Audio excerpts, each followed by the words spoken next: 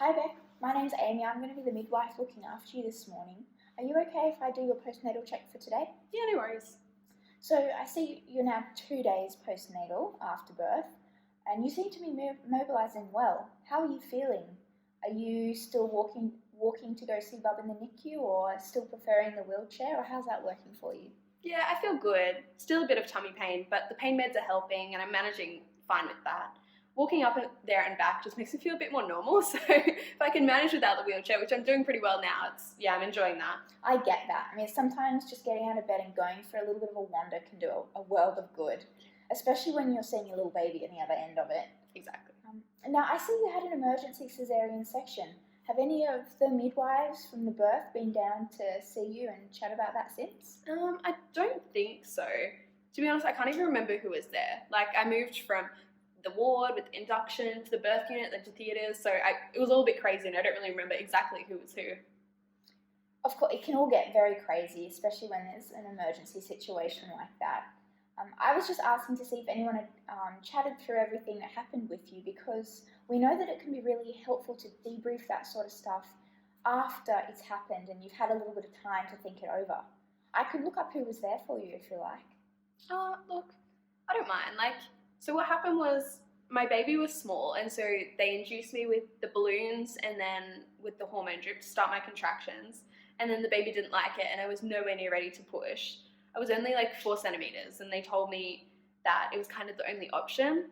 So yeah, baby ended up being 1.8 kilos and needing some oxygen, and that's why she's in the NICU. So it was probably a good thing that I had the C anyway.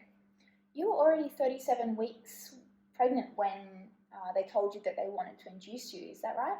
Yeah, look, I honestly was thinking that I would go overdue. From what I've heard from all my friends, first time mums go 2 weeks over. So coming 3 weeks earlier than that was a bit of a shock.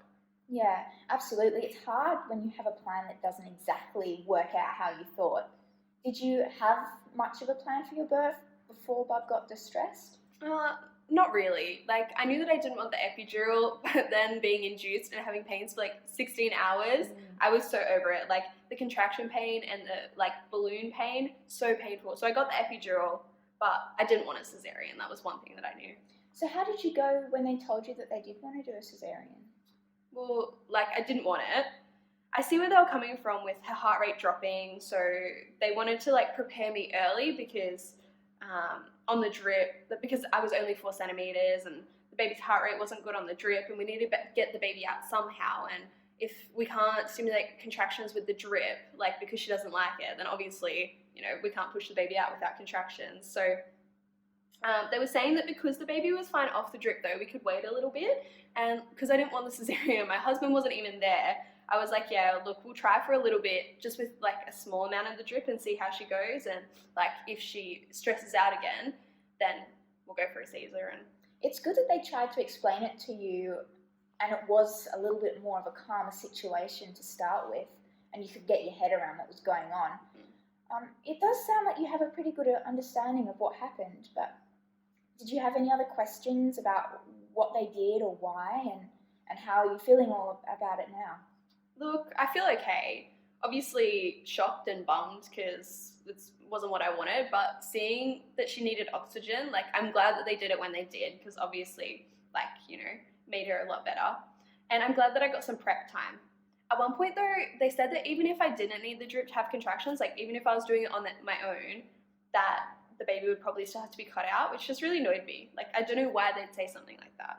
I can see how that's a bit confusing and also a little bit offensive too, but it really had nothing to do with you or your ability to give birth. I think the idea that they were trying to convey was that we have evidence to show that a baby who measures as if she's 33 weeks old rather than her full 37 weeks can struggle a bit more with contractions in labour, and they don't cope so well with getting squeezed. So the research shows that a baby of that small size can get stressed a lot easier, which is exactly what we saw when the drip started. And now because your baby was small and the syntocin in the drip and the contractions it was causing were already stressing baby out so much, she was dropping her heart rate. So the thought was that even if you did get contractions coming on their own, the baby would still have to deal with a lot of them for a while longer, while your cervix dilated, that next 6 centimeters until you are fully dilated. So it's likely that even without the drip, the baby's heart rate would have done the same thing and you would have ended up with a caesarean anyway. I mean, does that kind of make sense to you? Yeah, I get it now. That makes so much more sense. Is there anything else that you wanted to clarify or talk about? Anything you're still a little bit disappointed with or wish you could change now that with all this in mind? Yeah, to be honest, not at this point. Like, it's all much clearer in my head. And like I said, I'm glad they did what they did and, you know, we're all okay. There's not much I can change. I'm just hoping that they find out why she was so small and that doesn't happen for the next baby. Yeah, absolutely. I mean, that's why we sent off the placenta to be checked and taking all of these tests. So let me know if you do have any more questions and I can come back and talk it through with you. Yeah, for sure. So are you all right for me to continue on with the postnatal check today? Absolutely. Great.